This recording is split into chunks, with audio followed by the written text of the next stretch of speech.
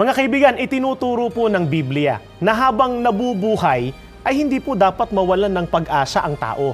Hindi po sinabing ang pag-asa kapag ka maayos lang ang buhay, na kapag ka meron na pong problema ang isang tao, dapat nang mawalan ng pag-asa. Paano nga kung may mabigat talagang problema? Ano ang dapat gawin? Ganito naman po ang itinuturo ng Biblia, mga kaibigan.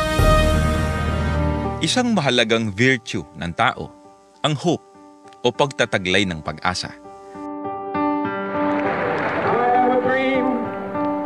Sabi nga ng ilang mga kinilalang great leaders, dahil sa pag-asa, ang tao ay nagkakaroon ng lakas ng loob na habulin ang kanyang mga pangarap sa buhay.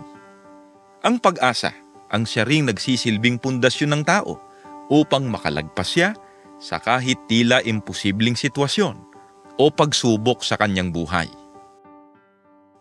Subalit may mga taong kung hindi man tuluyang naglalaho, ay tila ba unti-unting nanghihina ang pag-asa dahil sa mga negatibong pangyayari sa kanyang buhay. Huwag natin itong payagang mangyari sa atin, dahil kapag pinayagan nating tuluyang mawalan tayo ng pag-asa, manghihina o kaya ay masisiraan na tayo ng ating loob, na ang karaniwang kinauuwian ay pagsuko, kabiguan at pagkatalo. Hindi naman natin maiiwasan ang mga problema at ang kung tawagin ng iba ay setback sa buhay, at maaring lahat ay nakararanas nito. Kung katatakutan natin ang mga ganitong pangyayari, ay hindi tayo magkakalakas ng loob upang bigyang katuparan ang ating mga pangarap. Kaya gaano man kanegatibo ang mangyari o dumating sa atin, hindi natin dapat payagang mawala ang ating pag-asa.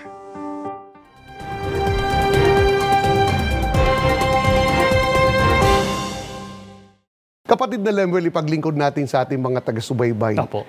Mayroon bang sinasabi ang banal na kasulatan tungkol sa pagtataglay ng pag-asa ng tao? Meron po, kapatid na Jerry. At mababasa po natin yan, mga kaibigan, dito po sa Ecclesiastes 9:4. Ngunit habang nabubuhay ang tao, ay di siya dapat mawalan ng pag-asa. Mga kaibigan, itinuturo po ng Biblia na habang nabubuhay, ay hindi po dapat mawalan ng pag-asa ang tao. Hindi po sinabing ang pag-asa kapag ka maayos lang ang buhay, na kapag ka meron na pong problema ang isang tao, dapat nang mawalan ng pag-asa. Paano nga kung may mabigat talagang problema? Ano ang dapat gawin? Ganito naman po ang itinuturo ng Biblia, mga kaibigan. Dito po sa Ikalawang Kronika 15:7. Ngunit huwag kang masisiraan ng loob at gagantimpalaan ka pagkatapos. Mga kaibigan, kapag nakararanas po tayo ng mga problema o mga pagsubok o anuman pong mahirap na sitwasyon, meron pong bilin ang ating Panginoong Diyos sa atin. Ayon sa atin pong binasa, huwag kang masisiraan ng loob. Sa halip na masiraan ng loob, ano ang kailangang mangyari? Basahin din po natin yung talatang yan, kapatid na Jerry, mula naman po sa isang salin ng Biblia. Pakinggan po ninyo, mga kaibigan, dyan pa rin po sa Ikalawang Kronika 15:7. Pero kayo naman, magpakatapang kayo at huwag manghina. Mga kaibigan, ang sabi po ay magpakatapang kayo at huwag manghina. Kinakailangan po ang isang tao ay lumabas sa kanyang comfort zone na hindi po niya yun magagawa kung hindi malakas ang kanyang loob. Kailangang lumabas po sa comfort zone para sumulong siya at marating niya, matanggap niya yung kanyang inaasahan o nilalayon. Hindi po ba, mga mahal naming kaibigan, ay totoo po yun at kailangan talagang mangyari po yun. Kailangan kasi talaga, kapatid na Lemuel, na subukin po ng tao yung kanyang paghakbang, yung kanyang pakikipagsapalaran, para matupad po yung mabuti niyang hangarin sa buhay. Kasi kapag ang tao ay natakot po na sumubok, natakot ang tao na magdesisyon, natakot ang tao na makipagsapalaran, hindi po maigiging exciting yung buhay niya. wala po siyang mararating sa buhay na ito. Ang sabi rin nga sa English ay, no guts, no glory. Tama po kayo doon, kapatid na Jerry. Kaya mga kaibigan, sa harap po ng napakaraming mga problema, napakahalaga po na ang tao ay magtaglay ng matatag na pag-asa. Dahil yun po ang magbibigay ng lakas, di po ba? Ng positibong direksyon sa buhay ng tao habang siya ay nabubuhay. Ngunit mga kaibigan, napakahalaga po na matiyak ng tao na yung bagay na pinatutungkulan po niya nung kanyang taglay na pag-asa, talagang maaasahan po niya na matatamo niya o kaya naman ay ipagkakaloob po sa kanya. Bakit, kapatid na Lem? Sapagkat, kapatid na Jerry, kahit ang tao po ay nagtataglay ng matatag na pag-asa, ngunit kung tiniyak sa kanya na in the first place, hindi po niya tatanggapin o hindi ibibigay sa kanya yung kanyang inaasahan sapagkat hindi po niya sinusunod. Halimbawa, yung proseso upang yung inaasahan niya mapa sa kanya, talagang hindi niya po yun makakamit, kapatid na Jerry. Paano nangyari yun? Mga tao na nagtataglay ng matatag na pag-asa, pero wala naman palang maasahan o wala palang pag-asa. Mamaya sa ating pagbabalik, yan ang ating talakayin, kapatid na Lemuel. Samantala, mga mahal po naming taga-subaybay, magbabalik po ang ating pagtalakay. Napakahalagang sa kabila ng mga nasasagupa nating mga pagsubok sa buhay na ito, ay hindi natin dapat payagang mahulog tayo sa pagiging hopeless o nawawala ng pag-asa. Narito ang ilang pamamaraan o tips na hango sa ilang psychology write-ups na makatutulong upang mamalagi tayong nagtataglay ng pag-asa. Ang sabi nila, iwasan ang pagiging skeptic. Sinasabi ng mga dalubhasa sa psikolohiya na ang pessimism o negatibong pag-iisip ay isa raw alibay o pangangatwiran para hindi kumilos o umaksyon ng tao. Ito ay pumipigil sa tao para magkaroon ng mas mabuting pagtaya o better assessment at mas mabuting paghusga o better judgment sa isang sitwasyon. Ang dapat ay manatiling matatag at matapang pagkatapos ng pagkatalo o kabiguan. Umasa araw-araw. Talagang may pagkakataon na nanghihina ang tao dahil sa problema. Ngunit ang dumarating sa atin ng mga problema ay dapat na ituring na perfect timing upang mapalago ang pag-asa o seed of hope. Maging flexible. Kailangang alam i-adjust ang sarili at damdamin sa sitwasyon dahil kapag hindi ay magiging non-spontaneous ang takbo ng buhay na maaaring mauwi sa depression at tuluyang pagkawala ng pag-asa. Ito pa, umaksyon. Huwag hayaan ang sarili na maparalisa ng ilang setback ng buhay.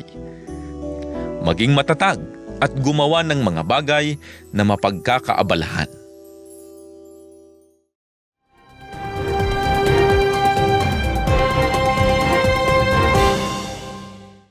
Mga kaibigan, kanina po ay tinalakay sa atin na sa harap ng maraming problema ay napakahalaga po na ang tao ay magtaglay ng matatag na pag-asa. Kasi ang pag-asa po ay nagbibigay ito sa atin ng lakas, nagbibigay ng positibong direksyon ng buhay ng tao habang siya ay nabubuhay. Pero mahalaga rin na matiyak po ng tao. Gaya nga ng tinura nyo, kapatid na Lemuel, na yung pong bagay na pinag-uukulan natin ng matatag nating pag-asa ay talagang maaasahan nating matamuyaon o tinitiyak na ipagkakaloob po sa atin. Kahit buong-buo ang pag-asa ng tao, ngunit kung tinitiyak po sa kanya na hindi naman ito ibibigay sa kanya sapagkat hindi naman po niya nasusunod. Halimbawa, yung proseso upang yung kanyang inaasahan mapa sa kanya, talagang hindi niya po yun makakamit. Meron po bang gayon? Umaasa pero sa katotohanan, wala naman pala maasahan. Meron po, kapatid na Jerry, at babasahin po natin yan mula sa Biblia. Pakinggan po ninyo, mga kaibigan. Ito pong nakasulat sa Efeso 2 at ang talata po ay 12. Na kayo ng panahong yaon ay mga hiwalay kay Kristo, na mga di kabilang sa bansa ng Israel at mga taga-ibang lupa tungkol sa mga tipan ng pangako, na walang pag-asa at walang Diyos sa sanlibutan. Mga kaibigan, dito po sa binasa natin ay may tinitiyak na may mga taong walang pag-asa po o wala pong maaasahan. Alin yung hindi nila maaasahan, kapatid na Lemuel, kahit pa inaasahan nila yon? Basahin din po natin yung talatang yan, kapatid na Jerry. Pero mula po sa isa pang salin ng Biblia, mga kaibigan. Pakinggan po ninyo, dito pa rin, sa Efeso 2:12. Hiwalay kayo noon kay Kristo at hindi kabilang sa Israel. Wala kayong bahagi sa tipan at pangako ng Diyos sa kanila. Wala kayong Diyos o pag-asa sa kaligtasan. Mga kaibigan, sana po ay napansin ninyo. Ang sabi po, wala kayong Diyos o pag-asa sa kaligtasan. Totoo po kasi na marami talaga ang umaasa sa kaligtasan, pero hindi po lahat ay magtatamo niyaon. Sino yung tinutukoy, kapatid na Lemuel, na hindi magtatamo ng kaligtasan kahit umasa pa? Sila po yung mga binabanggit na hiwalay sa atin pong Panginoong Hesukristo. Sino yung mga hiwalay sa ating Panginoong Sukristo? Mahirap yatang tanggapin yan, kapatid na Lemuel. Opo, Kasi totoo po yun. lalo na kung ikukonsidera na maraming tao ang nagsasabing, hindi naman sila hiwalay kay Kristo. Kay Kristo raw Kristiyano po sila. Opo. Sabi nila, kumikilala sila sa ating Panginoong Sukristo. Sumasampalataya sila sa ating Panginoong Sukristo. Pagkatapos sasabihin, hiwalay Opo. sa Panginoong Sukristo. Para po matiyak natin, mga kaibigan, kung sino po yung hiwalay sa atin pong Panginoong Hesukristo, kailangan muna po na matukoy po natin sino ba yung nakaugnay sa atin pong Panginoong Hesukristo. Itinuturo ba ng banal na kasulatan kung sino ang mga taong nakaugnay o may kaugnayan sa ating Panginoong Hesukristo? Itinuturo po yan ng banal na kasulatan, kapatid na Jerry at mga kaibigan. At yan po ay mababasa natin dito po sa Efeso 5:32, pagtuturo po ni Apostol Pablo. Pakinggan po ninyo ito. Isang dakilang katotohanan ang inihahayag nito. Ang kaugnayan ni Kristo sa iglesia ang tinutukoy ko. Mga kaibigan, tiniyak po na ang may kaugnayan sa ating Panginoong Hesukristo ay ang iglesia. Kaya ang mga nagsasabi po na hindi na daw kailangan ng iglesia, di po ba may mga nagkiklaim po niyan, kapatid na Jerry? Opo. Hindi na daw po mahalaga yung pag-anib sa iglesia, tiyak po na sila yung hiwalay. Sila po yung walang kaugnayan sa ating Panginoong Hesukristo. Ano ang kaugnayan ng ating Panginoong Sukristo sa iglesia? Ito naman po ang mababasa natin. Diyan pa rin po sa Efeso 5, pero sa talatang 23 naman po, kapatid na Jerry at mga kaibigan, ay ganito po ang pahayag ni Apostol Pablo sa atin. Sapagkat ang lalaki ay pangulo ng kanyang asawa, gaya naman ni Kristo na pangulo ng iglesia, na siya rin ang tagapagligtas ng katawan. Mga kaibigan, ang iglesia po ang katawan ng ating Panginoong Hesukristo at siya po ang ulo nito. Hindi po ba talaga namang may kaugnayan sila sa isa't isa, ang katawan at ang ulo? Ano ang pangalan ng iglesia na tinitiyak ng Biblia na may kaugnayan sa ating Panginoong Hesukristo? Biblia pa rin po ang sangguniin po natin, kapatid na Jerry at mga kaibigan. Dito po sa Efeso 4:11 hanggang 12, mula po sa saling Norlis Simplified New Testament, sa pagkakaliwat na po sa wikang Pilipino. Ganito po ang ating mababasa. At hinirang niya ang ilan na maging mga apostol, ang iba na maging mga propeta, ang ilan na maging mga ebanghelista, ang iba'y mga tagapangaral o tagapagturo. Ang nagkakaisang layunin ng kanilang paggawa ay ang dalhin ng mga Kristiyano sa kasakdalan. Maihanda sila sa makakristyanong paglilingkod at sa pagpapalago sa iglesia ni Kristo. Mga kaibigan, ang pangalan ng iglesyang may kaugnayan sa atin pong Panginoong Hesukristo ay Iglesia ni Kristo. Kaya kapag ang tao po ay wala sa loob ng iglesia ni Kristo, kahit po umasa pa sila sa kaligtasan, hindi po sila maliligtas na kalulungkot, kapatid na Jerry. Ano pa ang katunayan na mababasa sa Biblia na kapag ang tao ay hiwalay sa ating Panginoong Sukristo o walang kaugnayan sa Panginoong Sukristo ay hindi talaga maliligtas kahit umasa pa? Basahin po natin ang pahayag mismo ng ating tagapagligtas. Dito naman po sa Juan 15, ang talata po ay 6, mga kaibigan. Pakinggan po ninyo ito. Kung ang sino man ay hindi manatili sa akin ay siya'y matatapong katulad ng sanga at matutuyo at mga titipunin at mga ihahagis sa apoy at mga susunog. Mga kaibigan, tinitiyak po sa ating binasa na kahit pa ang tao ay nagkaroon na po sana ng kaugnayan sa ating Panginoong Hesukristo o sila po'y naging kaanib na dun sa katawan o sa iglesia ni Kristo, ngunit nahiwalay, hindi po nanatili, ihahagis sa apoy at masusunog. Katumbas po ay parurusahan sa dagat-dagatang apoy.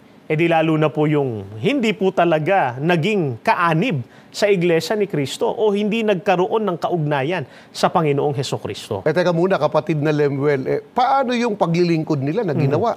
Hindi ba't kaya nila ginawa yon sa pag-asa nilang maliligtas po sila? Mabuti po ay tanungin din po natin ang ating tagapagligtas, ang Panginoong Hesukristo. Ganito naman po ang kanyang sinasabi tungkol po dyan, kapatid na Jerry at mga kaibigan. Sa Mateo 7:21 hanggang 23. Hindi ang bawat isa na nagsasabi sa akin, Panginoon, Panginoon, ay makakapasok sa paghahari ng langit, kundi ang gumagawa ng kalooban ng aking Ama na nasa langit. Sa araw na yon ay marami ang magsasabi sa akin, Panginoon, Panginoon, hindi ba sa iyong pangalan ay naghayag kami ng salita katulad ng mga propeta? At sa iyong pangalan ay nagpalayas kami ng mga demonyo? At sa iyong pangalan ay gumawa kami ng maraming himala?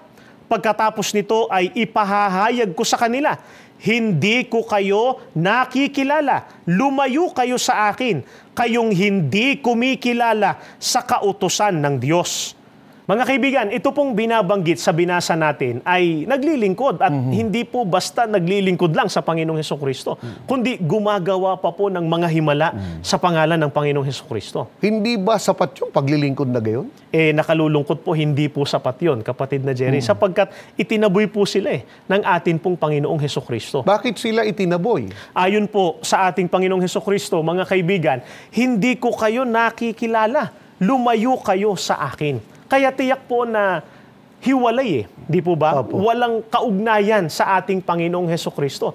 Kasi alangan namang hindi po makilala ng ating Panginoong Hesukristo yung mga taong may kaugnayan sa Kanya. At ang isa pa, kapatid na Lemuel, kung talagang sila ay may kaugnayan sa ating Panginoong Sukristo, Opo. alangan namang itaboy sila ng ating Panginoong Sukristo. Tama po. Marahil ang gagawin ng Panginoong Sukristo, aangkinin po sila kung talagang may kaugnayan nga Tama sa Panginoong po. Sukristo.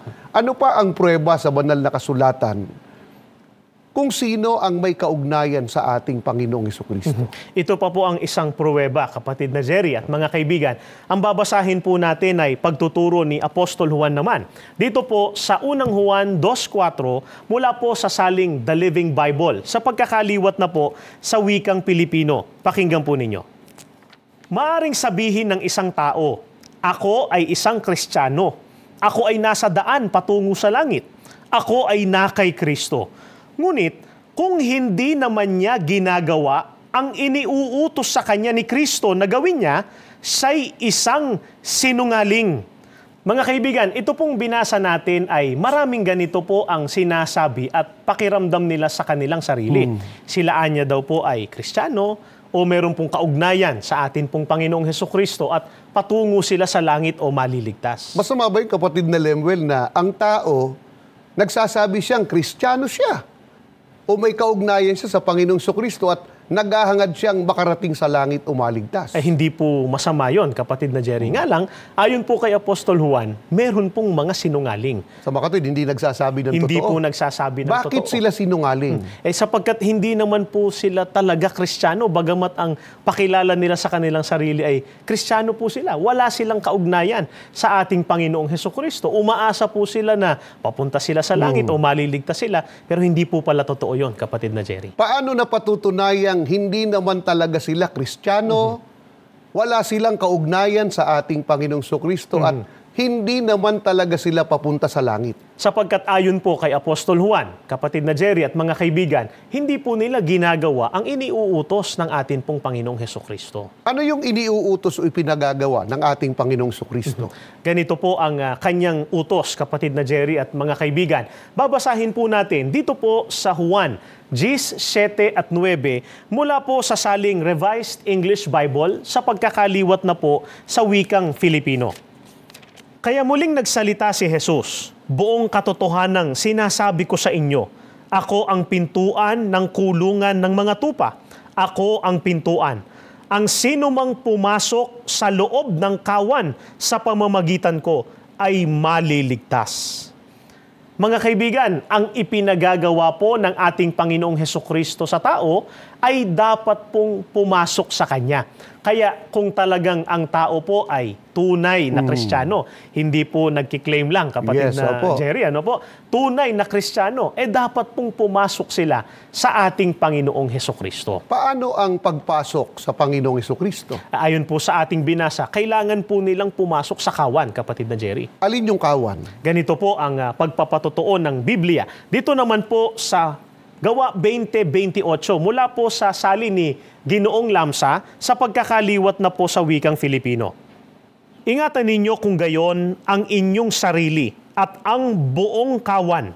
Narito'y hinirang kayo ng Espiritu Santo ng mga katiwala upang pakanin ang iglesia ni Kristo na binili niya ng kanyang dugo.